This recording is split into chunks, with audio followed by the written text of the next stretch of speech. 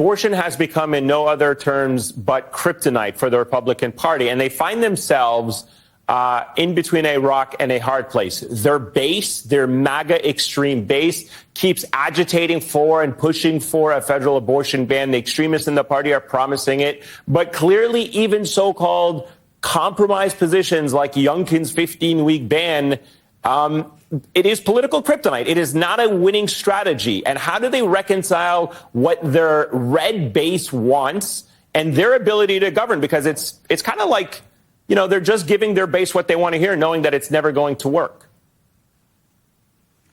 Yeah, if you want to know how this ends on a national scale, look at what happened to the California Republican Party. People forget that in the 90s, the Republican Party in California was thriving. They had a majority in the state legislature. They were leading the governor's race. Pete Wilson was the governor.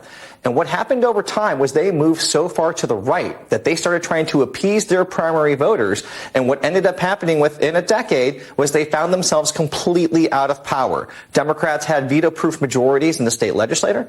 Democrats swept all the state legislative offices, all the statewide offices, all the constitutional offices, because Republicans kept pandering to the extreme right, prioritized winning primaries over general elections, and that was the end result. It is exactly what we're seeing right now from Republicans at the national level. They are prioritizing winning their primaries, running to the MAGA extreme right, pandering to them, pandering to the Fox News crowd. And at the end of the day, it is so out of touch with the majority of Americans. This issue of pro-life, pro-choice has been decided for a really long time in the minds of the American people.